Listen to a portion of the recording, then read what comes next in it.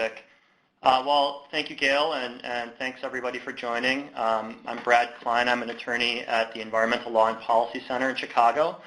And I'm going to give a few minutes here of just sort of overview of water quality trading, some of the places it's coming up, and then talk a little bit about how we're thinking about trading as an environmental organization and as part of a larger coalition of environmental groups in the Midwest, and talk about some guiding principles that we've developed to try to assess trading programs as they emerge going forward, and to make sure that it's used appropriately as an effective tool for water quality and not inappropriately as a loophole or a way to delay our water quality goals. My involvement in water quality trading is really through sort of two avenues. One, ELPC is a member of the Mississippi River Collaborative, and you can see on this slide our geography. It's a coalition of a number of environmental groups located in states that adjoin the Mississippi River corridor. And we've been working together for a number of years on a variety of water quality goals and policies.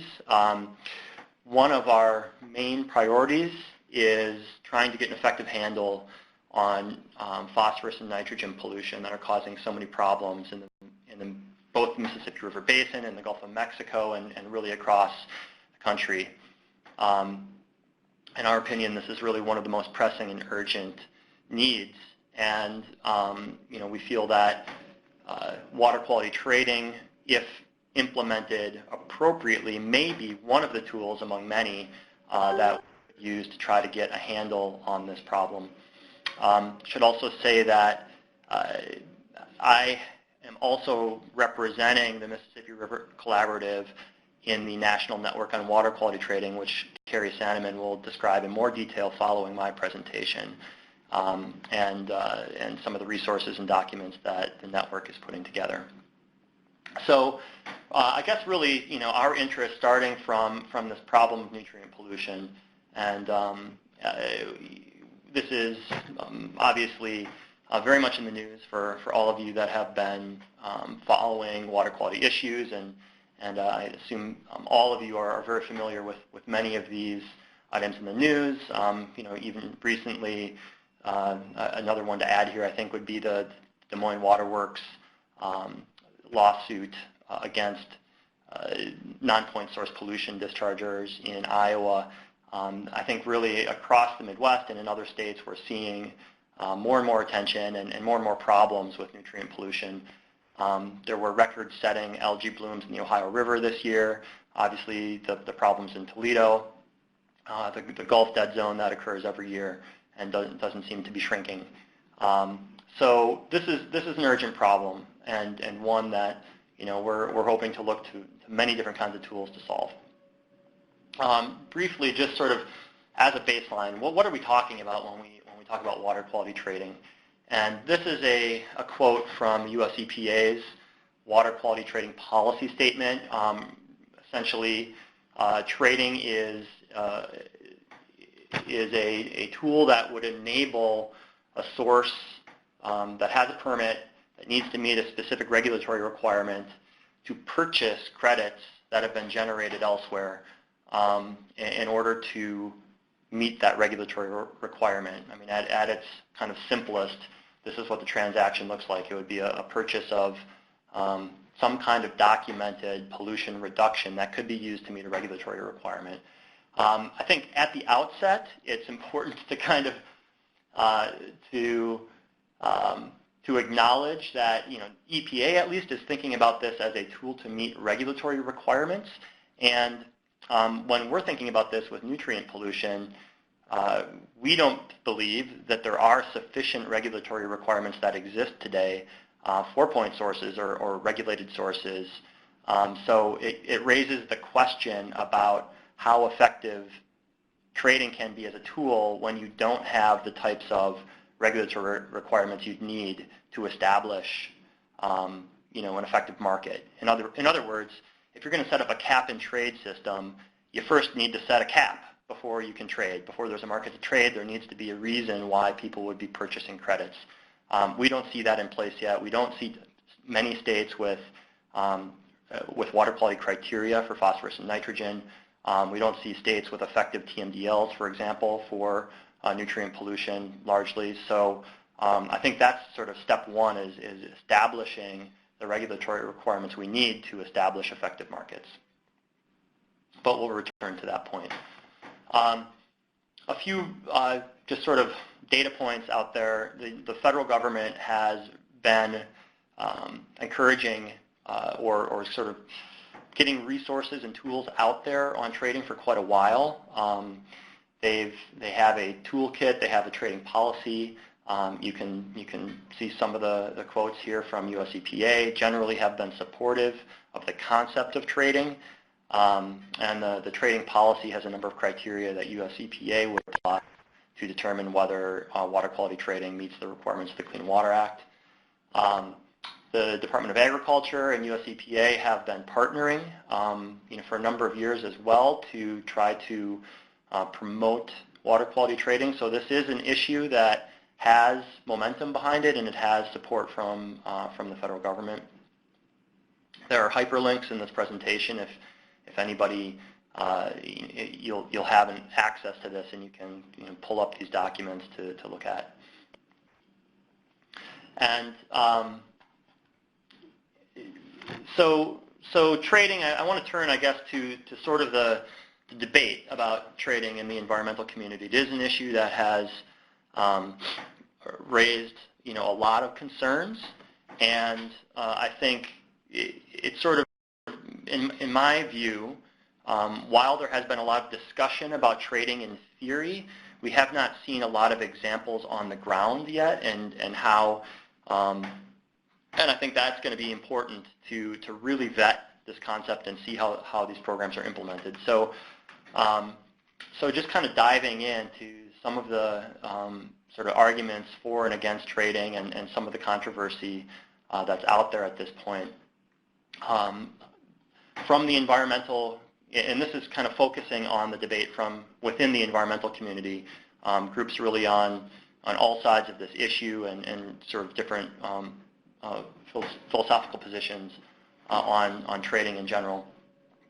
While I think that all environmental groups share sort of similar ultimate goals, which is achieving the goals of the Clean Water Act and reducing pollution in our waterways. So I think we really start with a common ground there.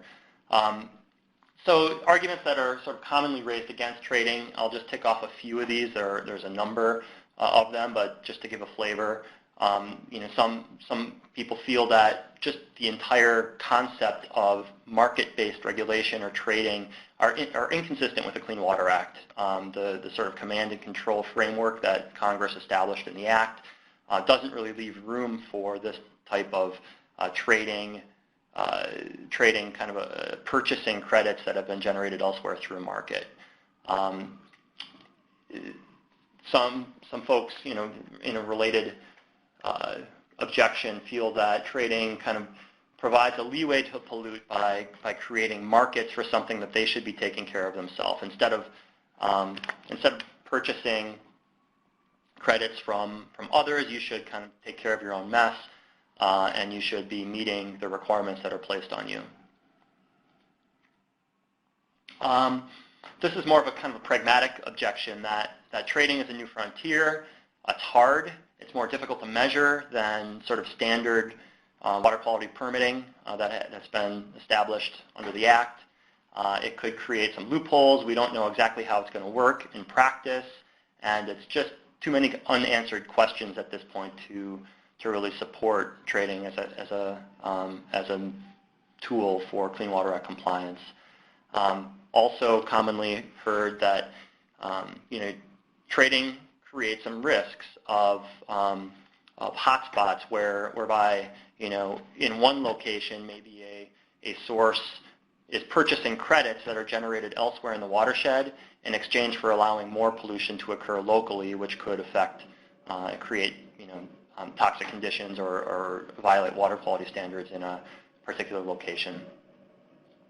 And I think this is one where this is another objection that kind of points to one of the fundamental problems with the Clean Water Act, the fact that non-point source pollution is largely exempted from regulatory requirements under the Act, and the feeling that instead of keeping the focus on regulating agriculture and getting control of that type of non-point source pollution through new standards and regulation, trading kind of lets them off the hook by creating a market where we would be essentially asking point sources to pay non-point sources to reduce the pollution that many feel they should be reducing anyway.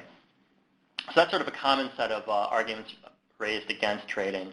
And on the flip side of the coin, some arguments that are commonly raised within the environmental community for trading is just sort of the recognition that to actually effectively amend the Clean Water Act at this point or create other types of state controls on agriculture is a really tall order. And our traditional approach hasn't effectively reached agriculture, and trading could be one tool at least to begin getting reductions from the agricultural sector. Feeling that trading could be a potential solution if it's designed well to sort of avoid the problems that are possible, things like hotspots and others. If you can design programs well, it could be a tool that could be helpful to help encourage more collaborative solutions where point sources and non-point sources are working together within a watershed to meet watershed goals or TMDLs. And it could ultimately allow for some lower cost progress towards those standards if the market is working effectively. And that's a big if, I think. And then a recognition that there's really a regulatory stalemate right now on establishing effective standards for nitrogen and phosphorus and some other pollutants.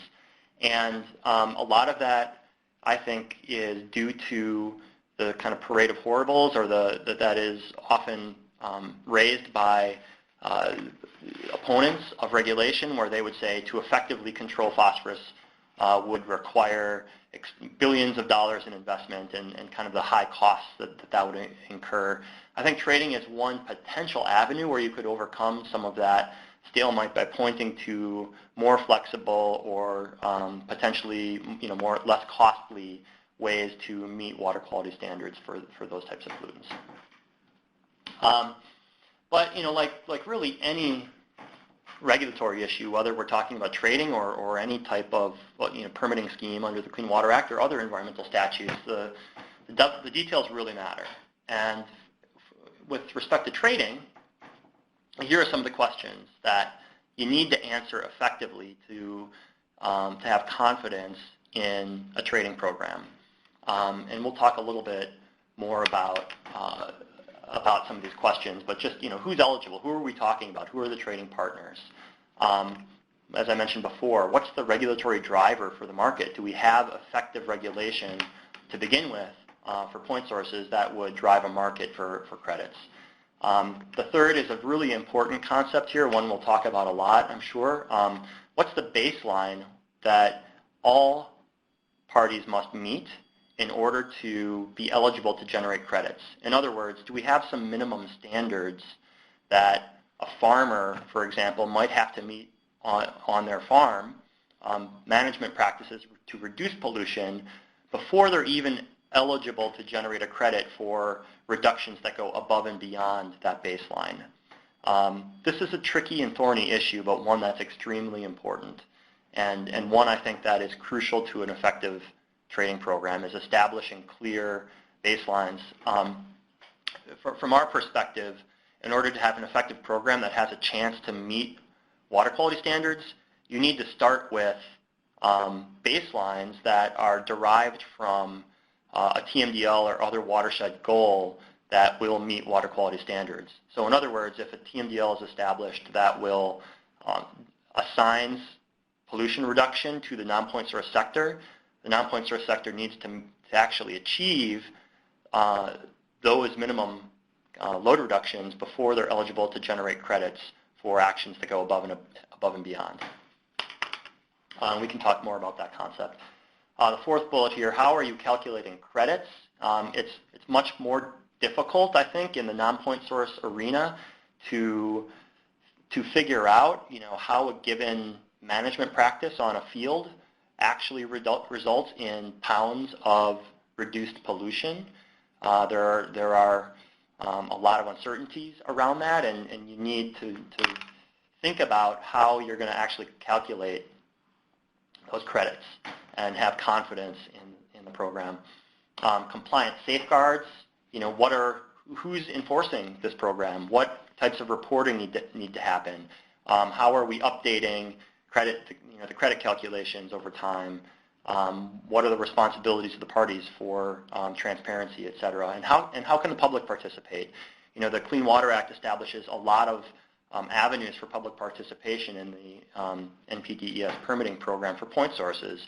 And how do you implement sort of an equivalent amount of participation and transparency for the public to participate in a trading program? So these are all very important questions and ones that I think really haven't been answered effectively yet by US EPA or other regulatory authorities. So in light of that, a number of organizations that have been thinking about trading have been kind of laying out some principles for how they feel, what are the priorities or how they feel trading programs would need to be designed in order to be acceptable. The Mississippi River Collaborative, like some other organizations, has put some work into this and established a few of our own principles that I can walk through briefly here before we turn to Carrie. I guess first and most fundamentally, the trading program needs to be designed to ensure that it protects and improves local water quality and does not create hotspots. It does not create opportunities to violate water quality standards in any particular location. You can't degrade local water quality through a trading program. You need very effective baselines, as I talked before, and minimum requirements for participation. As I mentioned earlier, we think that requires meeting watershed-based goals for non-point source participants in a trading program before they're able to generate credits. The trade ratios and the credits established, the mechanics of it really need to be defensible and science-based. They need to improve over time. They need to be vetted, and we need to have confidence in them. So really defensible metrics is important. Then the program needs to be very transparent and have accountability and verification. We need to have publicly accessible documentation of trades, know where this is occurring, know that it's actually effective, and then compliance and enforcement. Just like any regulatory program, we need effective compliance and enforcement in order to ensure the long-term success of the program. Those are the sort of 5 categories, and then in my slides we go into a little more detail in what we're talking about for each one of these principles. I think I will, in the interest of time, just sort of walk through that quickly, but again, our slides will be available to everybody to look at in more detail. And at the end of the presentation, I've included a number of links to other resources that you can use to learn more about trading. But again, here briefly, Principle 1, the sort of fundamental requirement that we need to be improving water quality through a trading program. It's not acceptable to use trades to cause or contribute to violations, or when we really want to see net improvement to water quality over time through the implementation of trades. The performance standards, baselines, T-bills, the second sub-bullet here is important. The Clean Water Act establishes 2 kinds of requirements. One are water quality-based limitations that apply to the receiving water. The other are technology-based limitations that apply to categories of industry of dischargers. And sort of we don't believe, and US EPA in their policy has stated that it's not appropriate to use trading to discharge more than the technology-based limit that's been assigned to your industrial category. This is only about water quality-based limits, and it's not appropriate to sort of do less than what's easily achievable through T-bills. Defensible metrics, talked a little bit about this. Confidence in how you're calculating credits. this should be reviewed and revised periodically so that, as new information comes in and we get better at being able to verify pollution reductions from management practices on non-point sources, that our credits calculation methods change as well. Transparency, we talked about that. This includes really checking in on the performance of management practices that have been used to generate credits over time to make sure they're still there, they're installed, they're maintained, and they're performing as we had predicted. And then, again, the compliance and enforcement. We need to have the ability, and this is an important one for us, I think from the nonprofit sector, the citizen supervisions under the Clean Water Act have been an extremely important tool to ensure accountability, and there needs to be equivalent opportunity for citizens to enforce the act and to enforce the terms of permits that incorporate trading. So that's a quick review of sort of the Mississippi River Collaborative's principles. There are other resources out there, some on this page that show some other similar principles from groups like the Chesapeake Bay Foundation, the Choose Clean Water Coalition. And I would sort of put the collaborative in the camp of the groups that feel that trading, if implemented well, could be an effective tool in combination with other regulatory tools, but it's not going to be easy to do that, and we really are going to insist on, well-designed programs and a lot of scrutiny to ensure that this is not abused as a tool. In the last page here of other resources, I think for sort of the best and most forceful position sort of on the other side of the coin from the environmental community that trading is really inappropriate and really carries too many risks. I think the Food and Water Watch materials on the website are a good overview of that.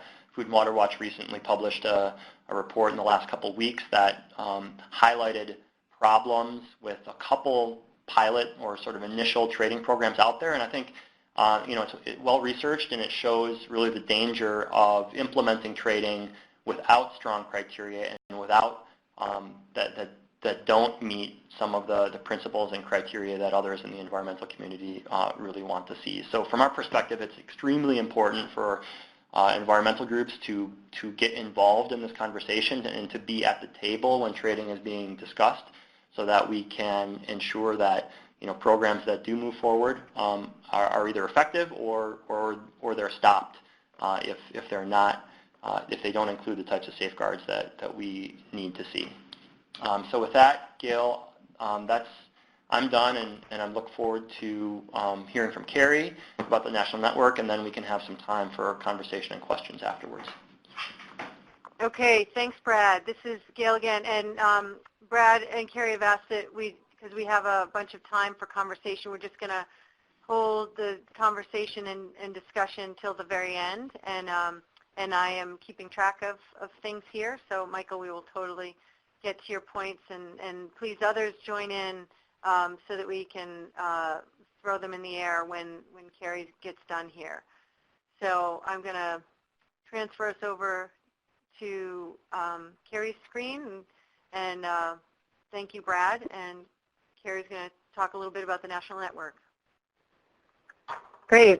Thank you, Gail. So I'm Carrie Sandeman. I'm with Willamette Partnership. Just a little bit of background on who the partnership is before I dive into the National Network and connect it to a lot of what Brad has said about what are the guiding principles, what are the challenges, and you kind of heard him refer to all the different parties that end up being involved, and the strong feelings that trading can elicit based on the different parts of the Clean Water Act that it touches and the different ways in which it interacts with how we think about achieving our clean water goals. So Willamette Partnership, we are a nonprofit. We're based in Portland, Oregon. I'm a project manager with the partnership, and I lead our clean water program. We're a conservation organization, so our mission is to increase the pace, scope, and effectiveness of conservation and restoration. Our roots are in the Willamette Valley here in Western Oregon, but we work west-wide and really nationwide, particularly with the National Network on Water Quality Trading. And a lot of what we do is about articulating the benefits to the environment that are provided when we do conservation, restoration, all kinds of good stuff on individual parcels or properties, and really quantifying or articulating those benefits in ways that others can invest and see the value in. And we also want to make sure that we're always linking to broader, more holistic goals so that we get true ecosystem restoration. And that's where our interest in water quality trading comes from. We see that there is an ability to get some really high quality conservation and restoration done where we can understand the benefits in terms of pollution reduction that it provides, and where we can have rigorous and robust systems in place to verify that those benefits promised are the benefits realized and that they're going to be there over time.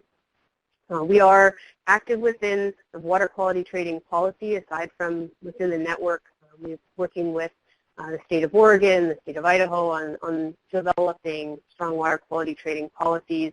We also act as a third-party verifier for some credit trading programs here in Oregon. So we send out trained individuals to see restoration sites, make sure that they are meeting protocols, track them over time through monitoring reports, et cetera.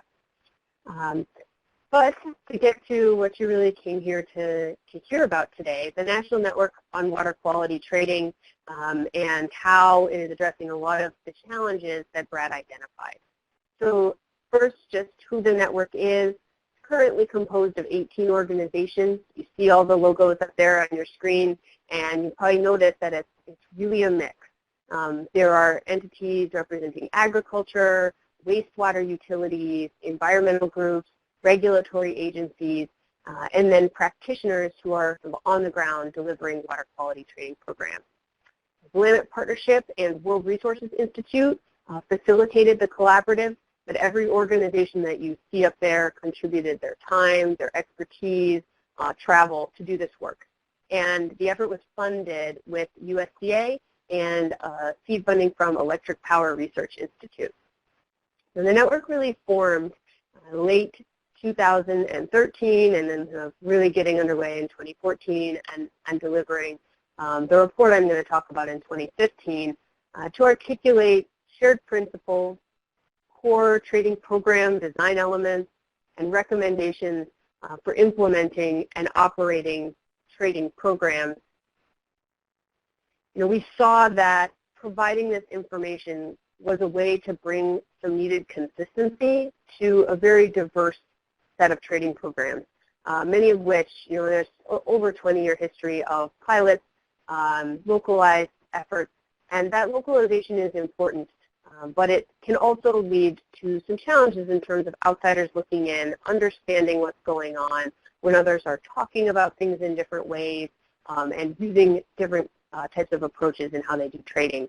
We also wanted to set a high bar for the integrity of trading programs and ensure that we're setting them up in ways that enable them to achieve clean water goals. And then lastly, I would say we saw an opportunity to avoid spending quite so much time reinventing the wheel when we already had so much experience to rely on. The cost of starting a new trading program, doing it right in the way that we might define that is high because it's been happening one watershed at a time. And again, that's absolutely important. A lot of the trading program components Brad touched on and I'm going to touch on are really important to get right at the local level. That idea of baseline, what do you need to do before you trade, is inherently connected to what's required at state and local levels, to local TMDL, understanding the benefits, quantifying credit from individual actions. A lot of pieces are local, but there are a lot that are not. And so trying to make it a little faster and easier to make those kinds of decisions. Okay.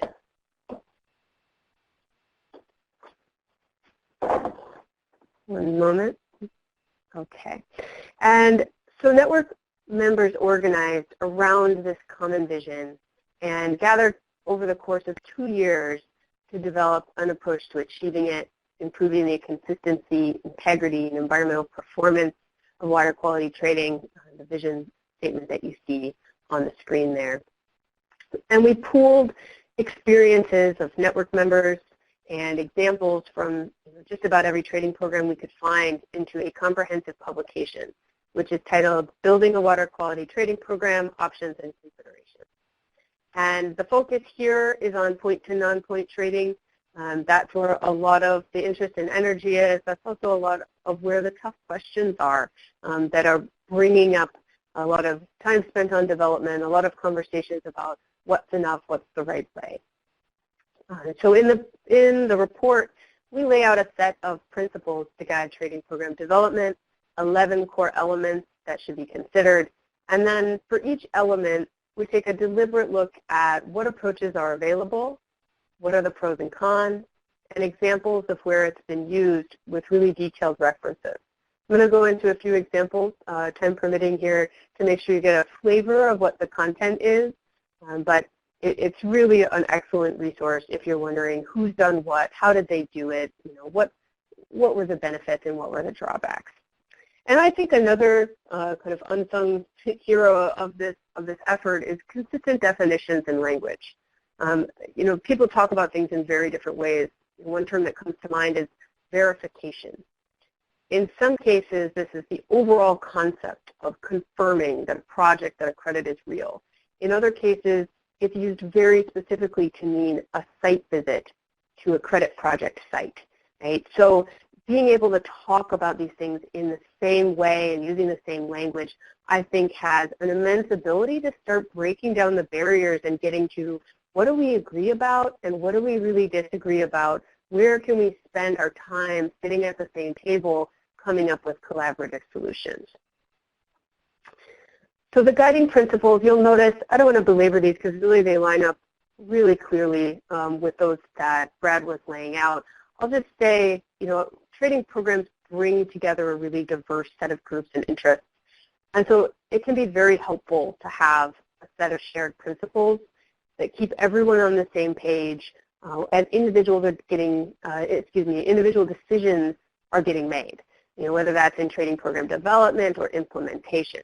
It's important to have that North Star, those guiding concepts that you can all aim towards and agree upon.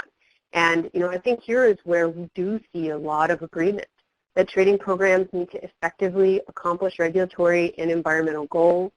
They need to be based on sound science. Certainly the efficiency of a trading program as a mechanism to achieve compliance is important, but that scientific underpinning cannot be ignored. That they provide the accountability, the transparency, and accessibility and public participation that let environmental advocates, watchdog groups utilize the Clean Water Act and citizen supervisions in the same ways that they have. Those are very important. Does not produce localized water quality benefits, is consistent with the Clean Water Act regulatory framework. Maybe those are pretty obvious, but they really should be underpinning and guiding the program development. And then that they include appropriate compliance and enforcement provisions to ensure long-term success. Again, I don't want to go into those. Brad did an excellent job, and I think it just really brings home the point that this is where a lot of groups from a lot of different facets of this issue can come together and say, well, yeah, of course, we all agree that we should not produce localized water quality impact. It's the how that when we start to devils in the details. Okay, the 11 elements that we consider. So in this first slide, let's group the first three, the policy and regulatory instruments that are underpinning trading, so rule, guidance. We also have the permit itself, where the rubber meets the road of what's required. The trading basics, who can trade, where can they trade, what can they trade, how do they trade, who's eligible to participate, and within eligibility, we have baseline. What do you need to do first? So those first three are really, who can trade. The next three are about what's a credit? What's a credit really? How do we approach quantifying water quality benefits? Managing risk and uncertainty is massive. Really, a lot of the different pieces of a trading program are about managing risk. Credit characteristics. How long is a credit good for? When is it born? When does it cease to exist? 7, 8, and 9, these are about providing confirmation and assurance that your credit is real. So project implementation and quality assurance, not any old cover crop will do, not any conservation tillage or animal exclusion fence, riparian restoration, biodigester, etc. We need to have a clear expectation of what's good enough. And that's where we think about quality assurance, what are the standards that the project on the ground needs to meet. Project review, certification and tracking, that's verification, confirmation, tracking these things over time, compliance and enforcement. Number 10, improving programs over time. Again, pretty obvious, right? We live in an inherently uncertain world. We are always learning. We want to be able to move with imperfect information, but doing so confidently means having a plan for how are we going to incorporate that in the future, how does that interact with a permit cycle, et cetera. And then the last one, and if you've opened the publication at all, you will know that the text of it is about 180 pages. So I'll admit that I'm not sure how many people get to number 11, but it is really important. Who's doing what? How much is the regulatory agency involved in oversight? What does the permittee take responsibility for, since the ultimate liability for compliance with NWREC always rests with them? And what are the different transaction models? Do we have a central exchange? Are these contracts between two parties? And how do we keep stakeholders involved? So those are the 11 elements. And as I mentioned, the publication is hefty. It is by no means fluffy, however. I will say that we took very seriously making sure that the content within building a water quality trading program was useful and really to the point. So the way that it's set up, you can say, I'm curious about trading area. Okay, that's in chapter 2. Go to that section. We have framing information, different options, etc. But this isn't necessarily how we're actually going to put it into practice in every case. And so something that we are interested in and continue to pursue are tools that make this easier to use. And it looks like in a conversion, what used to be check marks on the slide are now pi symbols. But the idea is to indicate that those first 3 we have done and the last we're working on. But the network members have developed briefing notes written by and for the sectors I've talked about: wastewater utilities, regulatory agencies, environmental groups, agriculture groups, and trading practitioners. Brad developed the note, or we call them sector summary, for the environmental advocacy community. And they go into, upfront, why should you care? What does this mean to you? And then some of the more important core issues for that sector. We have PowerPoint templates, which you're seeing right now, and other communication materials that our members and others can go out and talk about this with. We're putting on a number of outreach activities. So if you're listening in today and your state is considering trading, you have other organizations that's going on in your watershed, we are able to provide some outreach for additional regions and groups of stakeholders, because we really want to get this out into the world. And we are working to build a trading toolkit. It's something that allows state agency staff to take this information into the format that underlies their programs, right?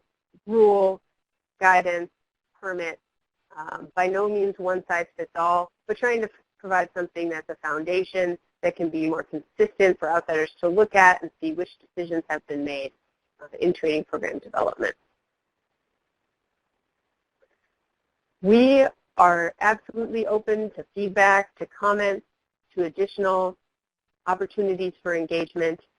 That is one way in which you can help. You're welcome to contact me at Willamette Partnership. We continue to act as a coordinator, facilitator, and really a pathway to the network members.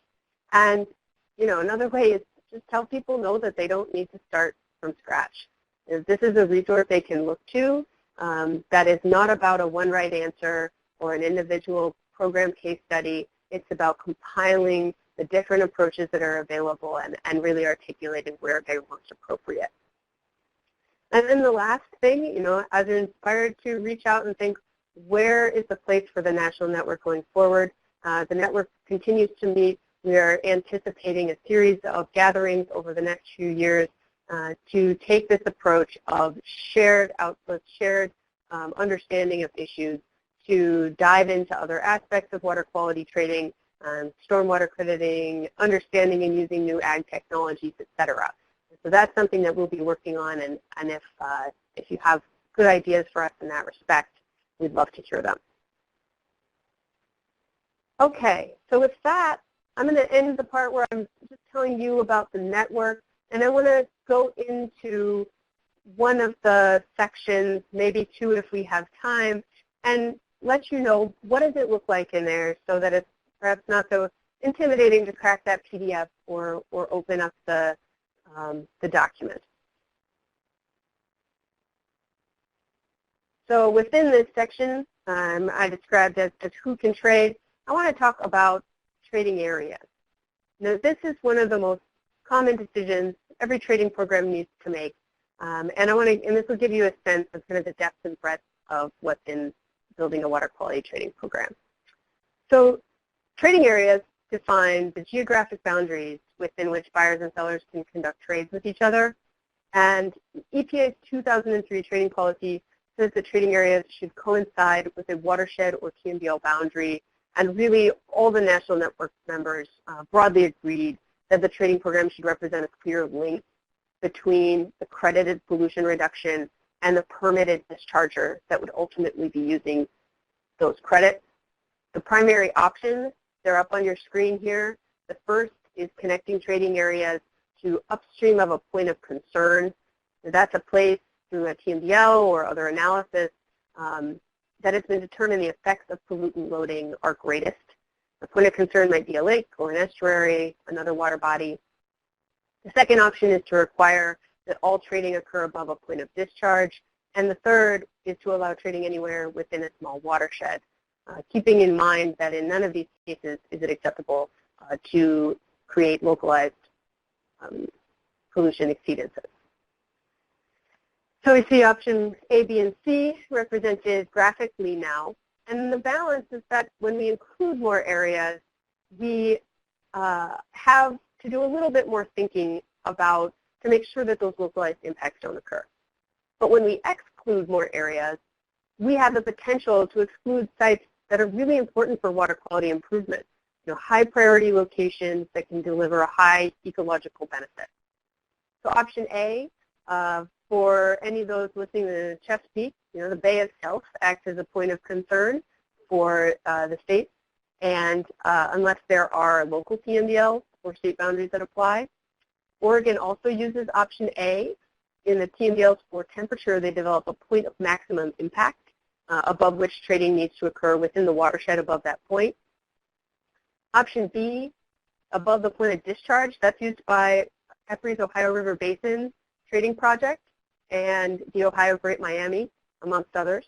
It's very straightforward when it comes to ensuring no hotspots, but if important sources are located, point sources that may be trading are located pretty high up in the watershed, this approach can preclude working in critical portions.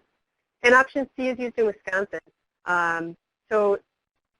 which generally does not allow trade upstream, except they're in the same Huck 12, so a really small area. And in this case, it really makes the most sense. We have the science to say that there isn't attenuation, so you're not seeing a difference between the two different points in terms of the movement of the pollutant. Okay, so that's one example of how the publication breaks down information, right? And maybe another kind of more pointed application of this that I'm not saying is, where are you going to get scrutiny from ag groups that say, look, I have good projects to do in my area, it's excluded, your trading area is too small. When are you going to hear a lot of scrutiny from environmental advocates saying, I'm not confident that localized hotspots are not created? That's something that can be garnered from here and as we break it down. But there's no one right answer. pretty much anywhere except for, I would say, those guiding principles. Okay, so essentially my last example is baseline. This has been mentioned a couple times. If you are not as familiar with trading and not as familiar with this concept, I can tell you that you'll hear about it a lot. And it's easily the most contentious issue in trading program development. And again, we don't put forth a right answer of, which of, say, the bullets on the screen there, what's right, what's expected, what's above and beyond. We know that we can only offset a new impact to a waterway or a now unmitigated discharge from a point source with a new benefit from elsewhere in the watershed. But how do you say that it's new? How do you say that it's additional?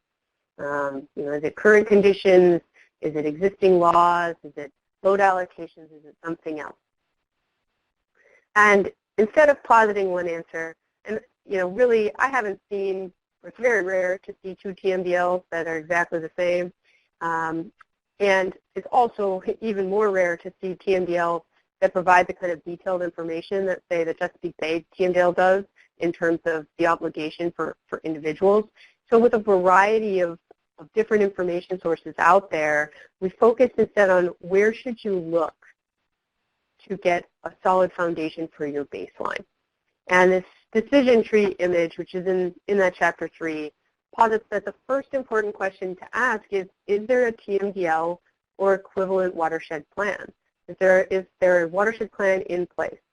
Because if not, then the training programs are going to look to the affirmative obligations that are put forth in state, federal, tribal, local regulations. And that typically is going to where you're going to say, all right, above and beyond this, we can say that this pollution reduction is additional and can be used as an offset. If there is a TMDL or equivalent, we might first ask, how does that compare to existing state and federal laws? Is it more stringent? Is it less stringent? The more stringent of the two apply. We also want to ask whether or not that TMDL establishes clear expectations for individual landowners, because that's the scale at which we're applying this, right? We're saying, okay, Farmer Jane or Rancher Sue, you're looking to put in a fence to exclude cattle from your waterways. Did you need to already? What should you have been doing? We're going to apply this on a site scale. So if there is information kind of at that granular scale, then it's pretty clear that's what we're looking to set baseline. If not, the TMDL is where we derive the baseline. That's EPA's 2003 guidance states that we derive requirements that will constitute baseline for individual landowners from the TMDL. So this is how the National Network publication looks at and deals with the baseline issue. And let's see, I think I have a couple more minutes, so I'm gonna skip ahead and talk about what is a water quality credit to give you a third example and another of the really thorny issues that Brad identified, and say, how does this publication deal with this issue? So the example on screen is the process of taking water quality benefit into the number of credits that are available for sale. So let's say that the BMP provides 100 pounds per year of nitrogen reduction. Well, first we're saying we need to think about how did we quantify that? What about the benefits at the edge of the field versus down where you need them, where the offset is? But taking that for granted, if we have 100 pounds and we account for baseline BMPs, say a cover crop or a nutrient management plan was required, and now we have 90 pounds of credit, 90 pounds per year remaining. And then we apply a 2-to-1 ratio, and there are 45 pounds available for sale. Ratios might cover uncertainty in the model estimate. They might cover the risk of the BMP failing or a contribution towards net environmental benefit or a combination thereof. And ratios are really just one way to account for risk and uncertainty. In Chapter 5, we break down different kinds of risks that are inherent within a trading program and then line them up with the different kind of mechanisms we can use to address it. So we have scientific and biophysical risks. Our models aren't perfect. They're probably never going to be. We know there's uncertainty there. The natural environment is dynamic. The weather changes every year. We have flooding. We have variety in the application of process or of the practice. So that's our scientific and biophysical risk. We have regulatory risk. Comes from the idea that legislation or policy or litigation might change the rules of the game after investments have been made. And then we have buyer risk, or market risk, and that comes from the chance that sellers or other actors are not going to do their part. So within the network publication, again, it's right about the end of Chapter 5, there's a table that talks about what are the different components of these risks, what are all the ways that you can address them, and ratios are just one. So with that, and kind of closing in on us being together for about an hour, I'm going to wrap up and thank you for listening and letting me be a part of this today. And I think we have a lot of time for questions. So I'll turn it over to Gail to moderate that. Thanks for both of you to lay these things out. I just want to echo to the audience that this intent of this webinar is to try to put the tools out there, help you understand the value of, in particular, this publication that the National Network has put together with the Willamette Partnership and World Resources Institute guiding the way. And that in that publication there are really a lot of tools to help the freshwater community be active and engaged in whatever's going on in their watershed.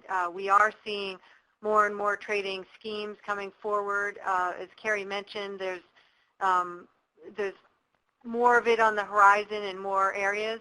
I realized that one of the things that I wanted to pull out was a question about whether, but excuse my my polls poor typo there, but I want to know if there are trading projects proposed or in place in your area, so that we can see if some people may just be trying to figure out whether or not they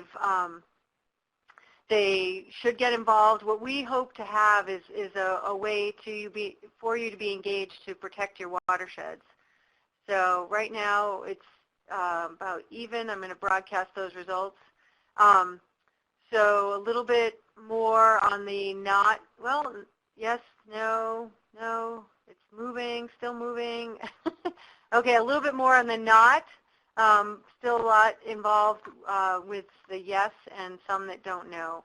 I just wanted to make sure that people understand that our intention here is to try to understand how we can, River Network and as a community, we can pull together the resources, talk to one another, understand where things are going well, where things might not be able to be going well, and trying to figure out the ways that we can protect our watersheds as these trades and these opportunities arise, and take into account the challenges that any of the opportunities come up with or provide. So I'm going to go back to the one question that came during Brad's, although I think that both Brad and Carrie might have some thoughts about this. Michael mentions that you're often not trading nitrogen for nitrogen or phosphorus for phosphorus. You're trading complex mixtures of discharges. And then in particular, sewage is a mixture of sometimes 100,000 often unregulated chemicals, and then that mixture is increased based on reducing a completely different mixture from ag runoff. Brad, this came in during your time, so I'm just going to throw it to you, and Carrie, jump in after Brad's done if you have more to add. Sure. Yeah, I'll take that. I think that's an important recognition and important to consider in the design of a trading program. Sort of the idea of pollutant equivalence, and that we can't allow trading for one type of pollutant to basically trade for different kinds of pollutants that have different characteristics. So that idea of equivalence is important and should be built in. One example that frequently comes up would be, for example, trading, trying to identify for nutrient pollution, what's the actual criteria, the water quality criteria you're trying to protect against? Dissolved oxygen, offensive conditions, algae blooms, et cetera, and making sure that the trades that are enacted are actually targeting the specific criteria, the sort of the water quality conditions we're trying to prevent. And ultimately, the goal of the program would be meeting water quality criteria. So one other sort of along the same lines, some pollutants may just not be appropriate for trading at all, particularly toxics, bioaccumulatives, and others that that have more localized impact. I think that's why when we're thinking about water quality trading, we think nutrient pollution may be, of any pollutants, may be a good candidate to think about, but certainly things like mercury or others that have toxic effects or bioaccumulative effects wouldn't be good candidates for trading. And US EPA's water quality trading policy does include those restrictions. Carrie, do you have anything to add to that idea of equivalence? No, I think Brad covered that pretty clearly. It sounds like something that trading does is it does bring to the forefront a lot of different issues, right? And then Brad mentioned that if trading is a cap and trade, but you don't feel comfortable about where the cap is, then maybe trading is not going to be as effective as it could be. And I would say kind of the same with if you have unregulated pollutants that are a challenge, then and are not being permitted or not being controlled in the manner they feel comfortable with in the watershed, then trading certainly isn't going to be able to fix that. But it is really going to focus on where we're talking about one regulated pollutant and addressing it elsewhere, hopefully in a way that provides additional environmental benefits. Something that wasn't really talked about today is the way in which, at least for Willamette Partnership, we find trading to be important because the ability to create extra good stuff, right? So in Oregon, all of the active trades relate to thermal load within the system, and the main credit project type are riparian restoration. So on the gray technology side, we see mechanical refrigeration to reduce water temperature, high use of carbon, energy, really high cost to the communities. On the green infrastructure side, the trades are for riparian restoration. Those forests are providing bank stabilization, so there's additional sediment benefits that aren't necessarily being kind of captured or used as an offset. There's carbon sequestration, there's bird habitat, there's fish habitat. So there is this ability to the flip side of that for the types of projects that are being conducted through trading to provide ancillary or environmental benefits as well. Thanks. Those are both very helpful. I'm going to go on to Nancy's question, which kind of, you just mentioned green infrastructure, Carrie, but so maybe I'll start with you on this one. Specifically, has there been any trading that you know of for nutrients related to a green infrastructure, or thinking about an urbanized setting, a green infrastructure trade, BMPs, that could help with a nutrient situation? Either one of you can jump in. I'm going to throw it to Carrie first. Sure, I'll take that first. So on the urban side, less activity, absolutely, because often where we see the greatest potential for trading is where we do have a lot of non-point source loading that can be reduced more cheaply, more effectively than kind of ratcheting down or the increased gray infrastructure, getting towards tertiary treatment, et cetera. And so working in more rural areas sometimes is where trading tends to happen a little more quickly. But in the urban side, one example that is getting going in the last couple of years is Washington, D.C.'s stormwater offset program. So they have a cap and look at infiltration on site of new development, and where that cannot be met on site, there's an ability to buy stormwater credits within the service area. So that's an urban, it's more related to flow and not directly targeting at least the way that they're thinking about it. But the nutrient and other pollutants that are being carried with stormwater are absolutely a focus in terms of the first question, which is just trading for nutrients, credits generated, I use the term green infrastructure or natural infrastructure to pretty broadly to think about a lot of the ways that nature and natural systems can enhance clean water, can make water cleaner.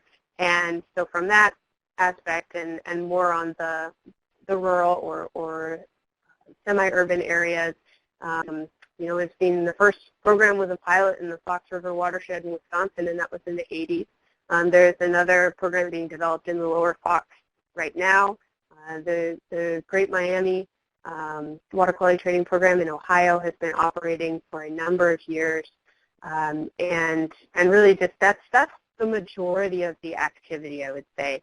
Up in Oregon, the thermal load side is a bit of the black sheep because many parts of the country have looked for TMDLs and permitting around nutrients as their first kind of a more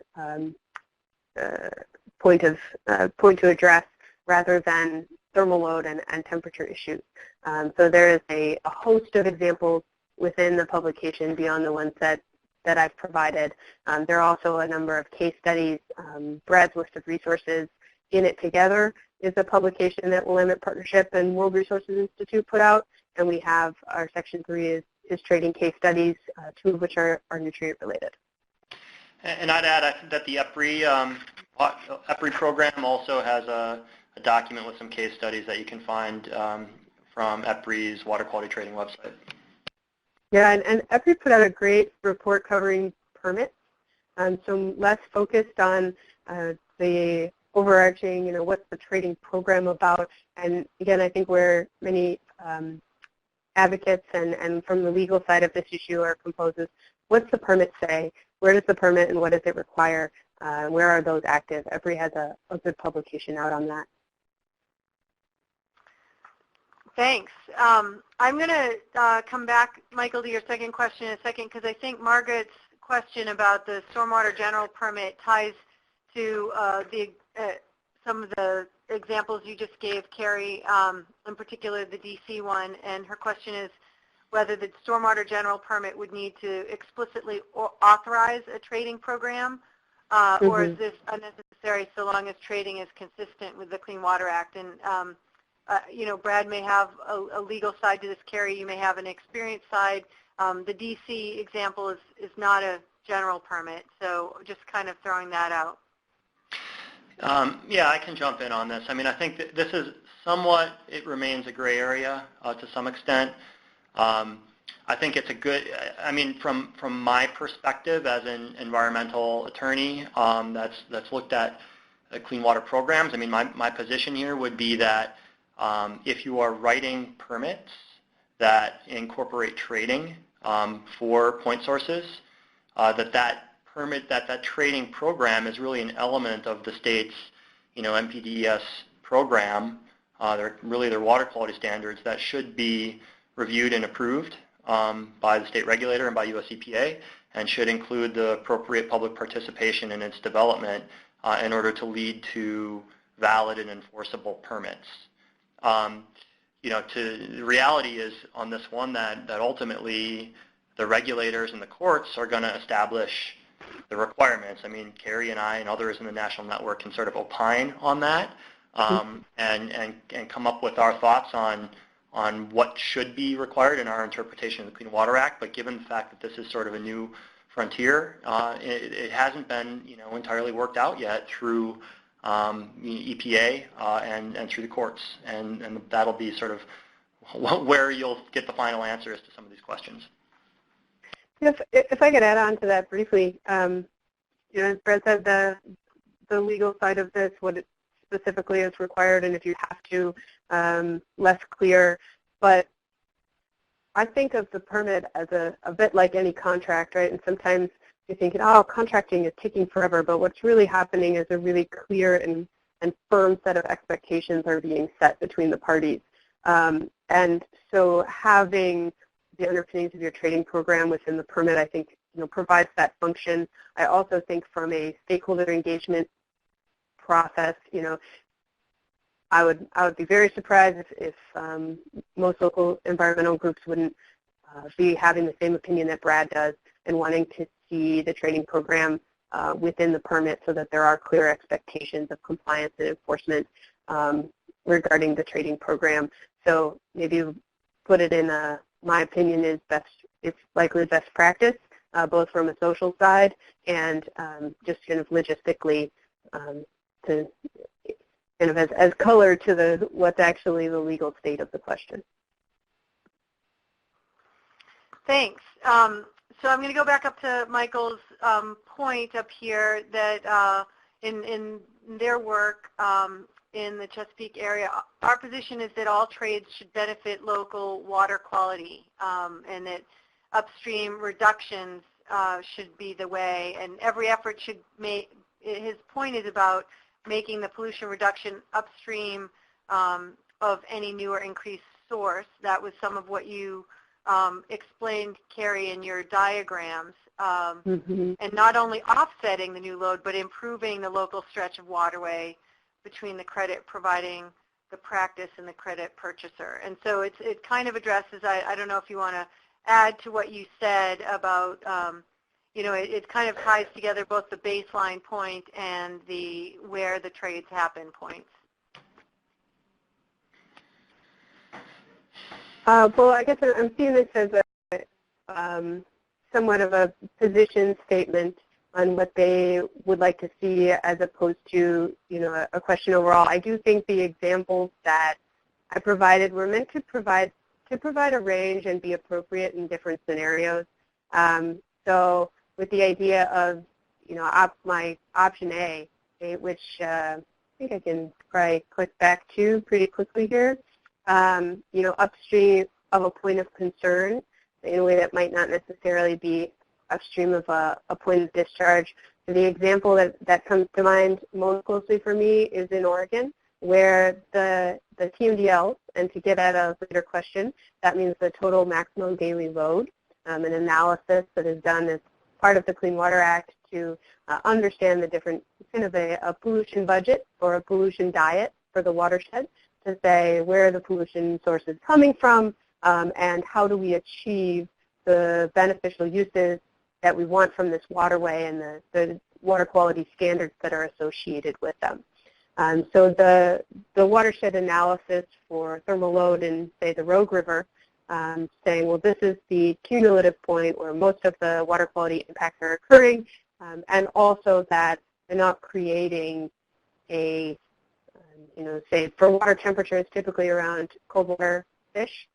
So if at the discharge we're not seeing water quality conditions that are going to create a barrier for fish migration, that are going to create acute health issues for the fish, then Oregon DEQ has determined that it is acceptable to be improving water quality below the point of discharge, but upstream of that point of maximum impact.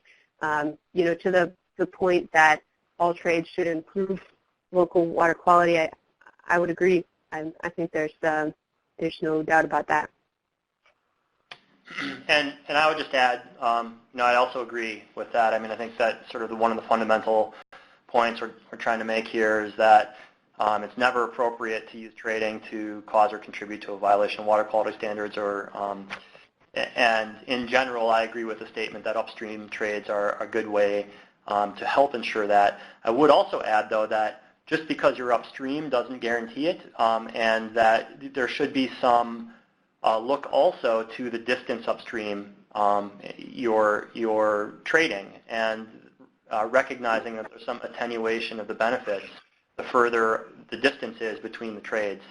And I think one good resource for that idea, and sort of discounting the value of the trade or changing the trade ratio based on attenuation and the distance between sources, is in the EPRI kind of model program. They've done a lot of modeling in the Ohio River Basin and come up with sort of an automated way that trades that are distant in the watershed are discounted to reflect, you know, the natural attenuation that occurs between the point of discharge and the source of the credit, even if it's upstream. So you know, it's complicated, and kind of the more layers you peel back and think about this, it demonstrates the amount of work that kind of does need to go into designing a program that we can have confidence in. That's a great segue into the question from Emily here. Does an established water quality trading program become mandatory throughout an established geographic region, or does it remain optional? And she's thinking there could be issues in both ways. Sure, I'll take that quick, and then Brett can add on. Trading programs have always been optional, something that the permittee can choose to engage in as a compliance strategy, and it's also, for those who are providing the credit, who are providing, access to their property to do the work, also voluntary to participate in. And I don't know if I made that too short of an answer. Emily, I'll trust if that didn't answer your question, you can add to more. Any other questions folks have, or requests for resources? Or I will say that that list of resources that Brad put at the end of his presentation, Brad, most, if not all of them, are in the back of the report. Is that correct? In the back of the National Network report? Yes. I imagine most of them are there. There are, Okay. I think in the National Network report and the website, there are a number of good links. There's a lot of references to sort of existing programs and to illustrate some of the concepts, so it's a good tool.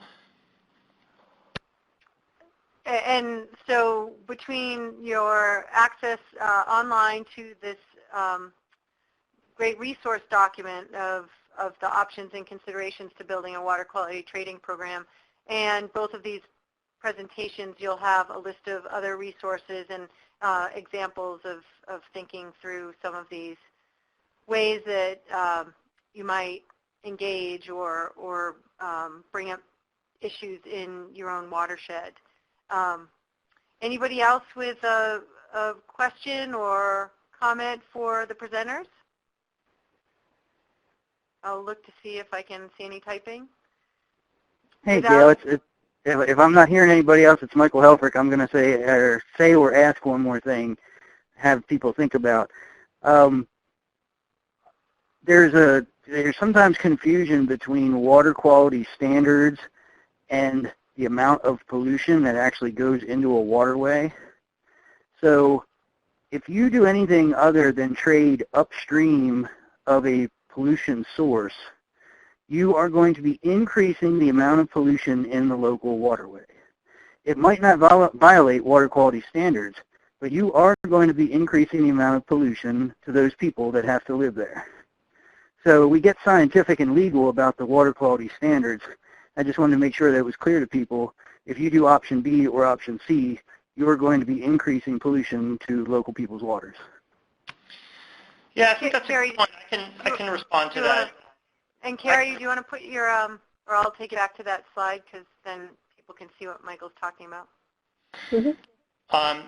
From my perspective, I think that's a good point, and a couple of reactions. One, I think it illustrates another Clean Water Act tool that I think is underutilized and needs more emphasis is really the Clean Water Act's anti-degradation requirements that apply in any case where there's a new or increased loading of pollution, and it requires an analysis of whether that increase is necessary to accommodate important social and economic development. In other words, looking at alternatives before you increase loading, regardless of whether or not you're going to violate water quality standards. So that's point one. I think anti-degradation should apply to proposed trades and discharges under trading programs, just like it should apply to discharges under traditional and PDS permitting. And then the second point, I think, is a global point, which is when thinking about trading programs, I think it's important to distinguish between issues that are unique to trading and issues that apply generally to water quality regulation across the board. When you have a new discharger proposing to increase loading under a permit, whether it includes trading or not, it will be increasing loading to those local communities. So we want to make sure that it's acceptable, that we've looked at whether there are alternatives, whether it's going to meet water quality criteria, et cetera. But that's a broader issue in my view than one that's specific to trading, and it's that comes up, I think, frequently when thinking about some of the shortcomings and failures of our regulatory system for clean water, the way it's currently implemented. Good point. Okay, thank you. That was a good last point to end on. Brad or Carrie, either of you want to have a last thought here? Just to thank everybody for spending the last hour and a half with us. It's been great, and please certainly follow up with me, and my contact information will be within follow-up.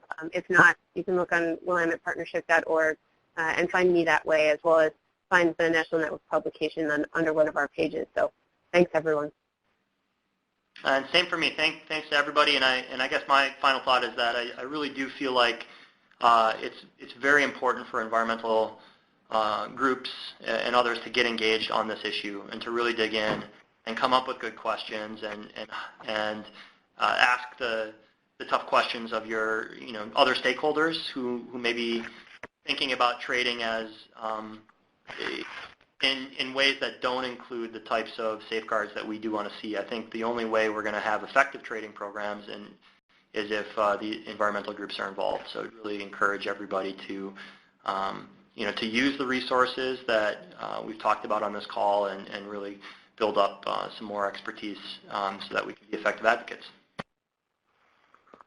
All right. Well, thank you, and thank you, Ryan, for putting up the link at the bottom of the chat window of the side of your screen where there's a survey. Please take a minute to go ahead to that and say what you thought about this webinar. We really do take them to heart and look for other webinars.